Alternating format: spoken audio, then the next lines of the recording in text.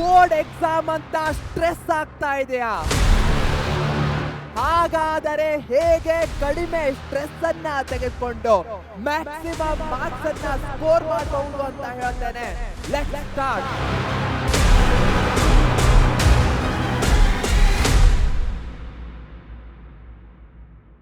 ಮಕ್ಕಳೇ, I will ಅಂತ comment box ಅಲ್ಲಿ ಹಾಕಿ.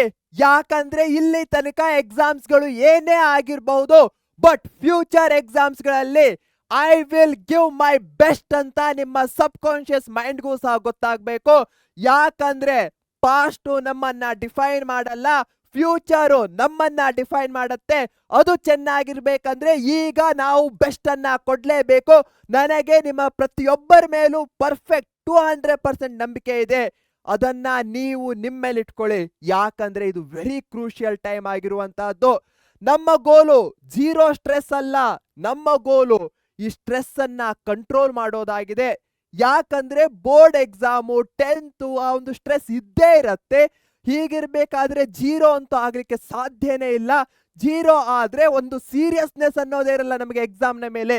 ಹೀಗಾಗಿ ಆದಷ್ಟು ಕಂಟ್ರೋಲ್ ಮಾಡೋದು ಹೇಗೆ ಅಂತ ನಾನು ಈ ಒಂದು ವಿಡಿಯೋದಲ್ಲಿ ಹೇಳ್ತೇನೆ. ಮೈಂಡ್ ಸೆಟ್ ಶಿಫ್ಟ್ ಆಗಬೇಕು. ನಾವು ಪಾಸಿಟಿವ್ ಥಿಂಕಿಂಗ್ ಅನ್ನ ನಮ್ಮ ಮೈಂಡ್ ಅಲ್ಲಿ ತುಂಬಿಕೊಳ್ಬೇಕು. ಓಲ್ಡ್ ಥಿಂಕಿಂಗ್ ಏನು, ವಾಟ್ ಇಫ್ ಐ ಫೇಲ್, ನಾನು ಫೇಲ್ ಆದ್ರೆ ನನಗೆ ಮಾರ್ಕ್ಸು ನಾನು ಎಷ್ಟು ಎಕ್ಸ್ಪೆಕ್ಟ್ ಮಾಡಿದ್ದೇನೋ ಅಷ್ಟು ಬರಲಿಲ್ಲ ಅಂದ್ರೆ, ಆ ರೀತಿ ಯೋಚನೆ ಮಾಡೋದೇ ಬೇಡ. ಏನನ್ನ ಯೋಚಿಸೋಣ, ಇವತ್ತು ಈ ಒಂದು ಮೂಮೆಂಟ್ ಅಲ್ಲಿ ನಾನು ನನ್ನ ಬೆಸ್ಟ್ ಅನ್ನ ಕೊಡ್ತೇನೆ ಅಷ್ಟೇ. ಫ್ಯೂಚರ್ ರಿಸಲ್ಟ್ ಏನಾಗತ್ತೋ ಹಾಗಾದ್ರೆ ಹೇಗೋ ಆ ರೀತಿ ಯೋಚನೆ ಮಾಡೋದೇ ಬೇಡ. ಅದಕ್ಕಿಂತ ಹೆಚ್ಚಾಗಿ ನಿಮ್ಮ ಮೈಂಡ್ ನೆಗೆಟಿವ್ ಅನ್ನ ಯೋಚಿಸಬಹುದಾದ್ರೆ ಅದು ಪಾಸಿಟಿವ್ ಅನ್ನು ಯೋಚಿಸಬಹುದು. ನೀವು ಥಿಂಕ್ ಮಾಡಿ, ನಾನು ಟಾಪರ್ ಆದ್ರೆ, ನಾನು ಬರುವಂತಹ ಎಲ್ಲಾ ಎಕ್ಸಾಮ್ಸ್ಗಳಲ್ಲೂ ಔಟ್ ಆಫ್ ಔಟ್ ಸ್ಕೋರ್ ಮಾಡಿದ್ರೆ, ಯಾಕೆ ಆ ರೀತಿ ಥಿಂಕಿಂಗ್ ಅನ್ನ ಮಾಡಬಾರ್ದು ನಾವು? I can't change the past papers, ಹಿಂದಿನದನ್ನ ಚೇಂಜ್ ಮಾಡ್ಲಿಕ್ಕೆ ಆಗಲ್ಲ. ಬಟ್ ನೆಕ್ಸ್ಟ್ ಅಲ್ಲಿ ಬೆಸ್ಟ್ ಅನ್ನ ಕೊಟ್ಟು ಪಾಸ್ಟ್ ಅಲ್ಲಿ ಏನಾಗಿದೆ ಅದಕ್ಕೆ ಕವರ್ ಅಪ್ ಮಾಡಬಹುದಾಗಿದೆ. ಸೊ ಎಲ್ರೂ ಸಹ ಬೆಸ್ಟ್ ಅನ್ನ ಕೊಡ್ತೀರಾ ಅನ್ನೋ ನಂಬಿಕೆ ನನಗಿದೆ. ಕಮೆಂಟ್ ಅಲ್ಲಿ ಬೆಸ್ಟ್ ಅಂತ ಹಾಕಿ, ಪ್ರತಿಯೊಬ್ಬರು ಹಾಕಿ. ಯಾಕಂದ್ರೆ ನೀವು ಬೆಸ್ಟ್ ಅದನ್ನ ರೀಟರೇಟ್ ಮಾಡೋದು ಇಂಪಾರ್ಟೆಂಟ್ ಆಗತ್ತೆ. 60 ಸೆಕೆಂಡ್ ರೀಸೆಟ್ ಟ್ರಿಕ್. ಯಾವಾಗ ಸ್ಟ್ರೆಸ್ ಅನ್ಸುತ್ತೋ ನಾನು ಸಹ ಇದನ್ನೇ ಫಾಲೋ ಮಾಡೋದು. ಏನು, ಕ್ಲೋಸ್ ಐಸ್, ಕಣ್ಣನ್ನ ಮುಚ್ಚೋಳು, ಇನ್ಹೇಲ್, ಉಸಿರನ್ನ ಒಳ ತೊಳ್ಕೊಳ್ಳೋದು 4 ಸೆಕೆಂಡು, ಹೋಲ್ಡ್ ಮಾಡೋದು 4 ಸೆಕೆಂಡು, ಅದಾದ್ಮೇಲೆ ಉಸಿರನ್ನ ಬಿಡೋದು 4 second. So find a quiet moment. First ಕಣ್ಣನ್ನ ಮುಚ್ಕೊಳ್ತೀರಾ, ಎಲ್ಲರೂ ಮಾಡಿ ನನ್ನ ಜೊತೆ 60 ಸೆಕೆಂಡ್ಸ್. ಯಾವಾಗ ಸ್ಟ್ರೆಸ್ ಅನಿಸುತ್ತೆ, ಎಕ್ಸಾಮ್ ಹಾಲಲ್ಲಿ ಇರ್ಬೋದು, ಎಲ್ಲ ಇರ್ಬೋದು, ಈ ಒಂದು ಟೆಕ್ನಿಕ್ ಅನ್ನ ಮಾಡಿ. 60 ಸೆಕೆಂಡ್ಸ್ ಹೆಚ್ಚಿಗೆ ಅನಿಸಿದ್ರೆ ಎಕ್ಸಾಮ್ ಹಾಲಲ್ಲಿ 30 ಸೆಕೆಂಡ್ಸ್ಗೆ ಮಾಡಿ. ಕಣ್ಣನ್ನ ಮುಚ್ಚೋದು, ಅದಾದ್ಮೇಲೆ ಉಸಿರನ್ನ breathe in slowly and deeply through your nose. ಮೂಗಿನಿಂದ ಒಳಗೆ 4 ಸೆಕೆಂಡುಗಳ ತನಕ ಉಸಿರು ಹೋಗ್ಲಿ. ಅದಾದ್ಮೇಲೆ ಹೋಲ್ಡ್ 4 ಸೆಕೆಂಡ್. ಅದಾದ್ಮೇಲೆ ಎಕ್ಸೇಲ್. ಅದಾದ್ಮೇಲೆ ಏನ್ ಮಾಡಬೇಕು, ಉಸಿರನ್ನ ಬಿಡಬೇಕು.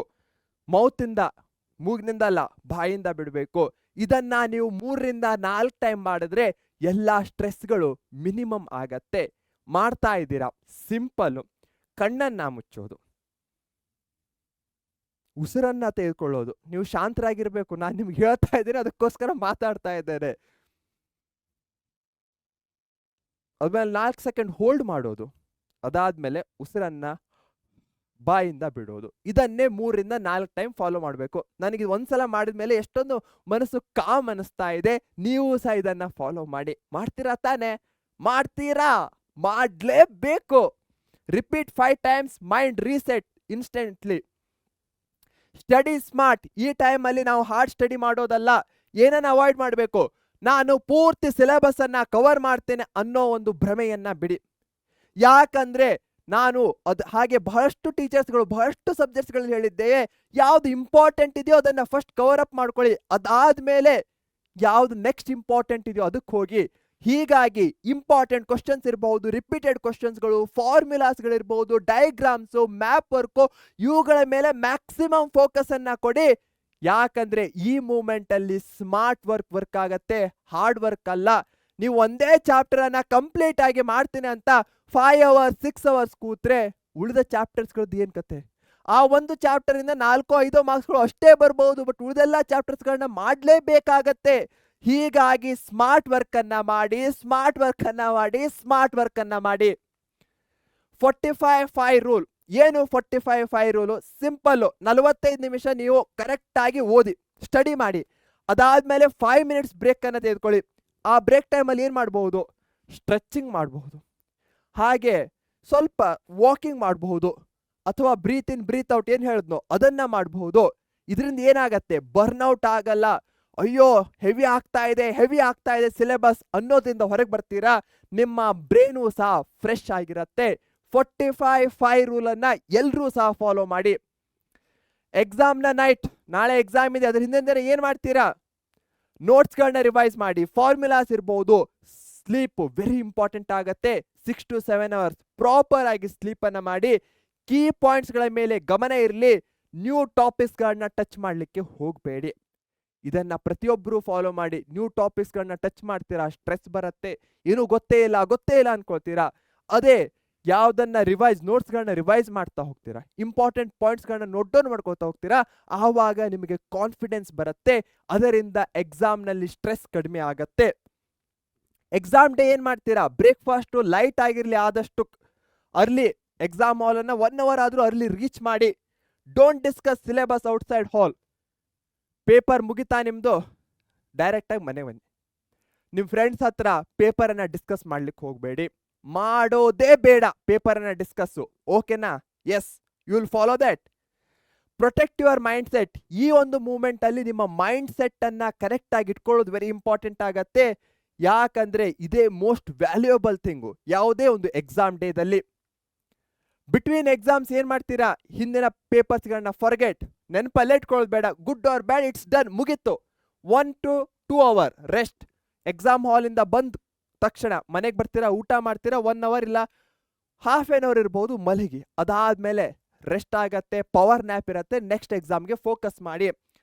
Start next subject fresh, clean slate, full focus forward. ಹಿಂದಿಂದನ್ನೂ ಸಹ ನಾವು ಬರ್ಡನ್ ಅನ್ನ ಕ್ಯಾರಿ ಮಾಡಿದ್ರೆ ಫ್ರೆಶ್ ಆಗಿ ಸ್ಟಾರ್ಟ್ ಮಾಡ್ಲಿಕ್ಕೆ ಆಗಲ್ಲ.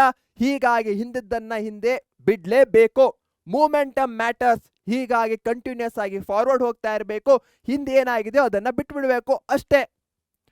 1 paper at a time. You have got this. Simple. ಯಾವಾಗ 6 ಪೇಪರ್ ಅಂತ ಹೇಳ್ತೇವೋ ಅವಾಗ ಮೈಂಡು ಸಿಕ್ಕಾಪಟ್ಟೆ ಟೆನ್ಷನ್ ಆಗುತ್ತೆ. ಅದೇ 1 ಪೇಪರು 1 ಅವರ್ ಸ್ಟಡಿ ಮಾಡೋದು, 30 ಮಿನಿಟ್ಸ್ ಸ್ಟಡಿ ಮಾಡೋದು, 1 ಚಾಪ್ಟರ್ ಅನ್ನ ಮಾಡೋದು, ಈ ರೀತಿ ಬ್ರೇಕ್ ಡೌನ್ ಮಾಡ್ಕೊಂಡಾಗ ಎಲ್ಲಾ ಕೆಲಸಗಳು ಸುಲಭವಾಗತ್ತೆ. ಅದನ್ನೇ ಇಲ್ಲಿ ಹೇಳ್ತಾ ಇರೋದು. ಸ್ಟ್ರೆಸ್ ಅನ್ನ ಕಂಟ್ರೋಲ್ ಮಾಡಿ, ಎಲಿಮಿನೇಟ್, ಪೂರ್ತಿ ತೆಗೆದುಹಾಕ್ಲಿಕ್ಕೆ ಆಗಲ್ಲ. ಯಾವುದು ಮ್ಯಾಟರ್ ಆಗತ್ತೋ ಅದರ ಮೇಲೆ ಹೆಚ್ಚಿನ ಫೋಕಸ್ ಅನ್ನ ಕೊಡಿ. ರೀಸೆಟ್ ಮಾಡ್ಕೊಳ್ತಾ ಇರಿ ನಿಮ್ಮ ಮೈಂಡ್ ಅನ್ನ. ರೆಸ್ಟ್ ಮಾಡಿ, ಕೀಪ್ ಗೋಯಿಂಗ್. ಹಾಗೆ ನಿಮ್ಮಲ್ಲಿ ನಿಮಗೆ ಪೂರ್ತಿ ಆಗಿರುವಂತಹ ಕಾನ್ಫಿಡೆನ್ಸು, ಬಿಲೀಫು, ಟ್ರಸ್ಟು ಇರಲಿ. ಯಾಕಂದ್ರೆ ನನಗಿದೆ ಆದ್ಮೇಲೆ ನಿಮಗೂ ಸಹ ಇದ್ದೇ ಇರಬೇಕು. ನಾನು ಕೇವಲ ನಂಬಿಕೆ ಅಷ್ಟೇ ಅಲ್ಲ, ನನಗೆ ಖಂಡಿತವಾಗಿ ಗೊತ್ತು ನೀವೆಲ್ಲರೂ ಒಳ್ಳೆ ಮಾರ್ಕ್ಸ್ ಅನ್ನ ಸ್ಕೋರ್ ಮಾಡ್ತೀರಾ, ನೀವೆಲ್ಲರೂ ಅಚೀವ್ ಮಾಡ್ತೀರಾ ನಿಮ್ಮ ಗೋಲ್ಸ್ಗಳನ್ನ ಅಂತ. ಮಾಡ್ತೀರಾ ಅನ್ನೋ ಭರವಸೆ ನನಗೂ ಇದೆ, ನಿಮಗೂ ಇಟ್ಕೊಳ್ಳಿ. ಏನೇ ಆಗಿರ್ಬೋದು, ಪಾಸ್ಟ್ ಎಕ್ಸಾಮ್ಸ್ಗಳನ್ನ ಬಿಟ್ಟು ಹಾಕೋಣ. ಫ್ಯೂಚರು ನಮ್ಮ ಕೈಲಿದೆ, ಬೆಸ್ಟ್ ಅನ್ನ ಕೊಡೋಣ. ಹಾಗೆ ಪರೀಕ್ಷೆ ಚಾನಲ್ ಅನ್ನು ಇನ್ನೂ ಸಬ್ಸ್ಕ್ರೈಬ್ ಮಾಡಿಲ್ಲ ಅಂದ್ರೆ ಈಗಲೇ ಮಾಡಿ. This will be your best decision. ಇದೇ ನೋಟ್ ನಲ್ಲಿ ನಾನು ಬಾಯ್ ಅಂತ ಹೇಳ್ತಾ ಇದ್ದೇನೆ. And all the best for your upcoming exams.